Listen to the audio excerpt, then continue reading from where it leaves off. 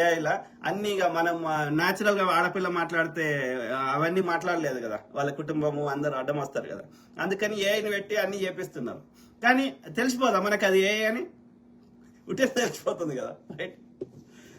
So కాబట్టి అది అది హ్యూమన్ రీప్లేస్మెంట్ కాదు. ఓకే, మనకి సహకారిగా ఉంటుంది తప్ప మన యొక్క నేచర్ మేధస్సుతోటి అది పోటీ పడలేదు. నేచర్ మేధస్సుతోటి, ప్రకృతి సహజ సిద్ధమైన మేధస్సుతోటి.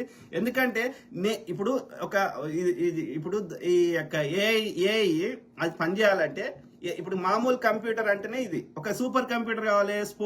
స్పోర్ట్స్ ఆడడానికి కంప్యూటర్ కావాలంటే ఇంకా ఎక్కువ డేటాను ప్రాసెస్ చేయడానికి ఇంకా కావాలి. ఓకే, దానికి కోల్డ్ వాతావరణం ఉండాలి, ఎందుకంటే ఎక్కువ హీట్ కానీ అయితే అది పనిచేయదు.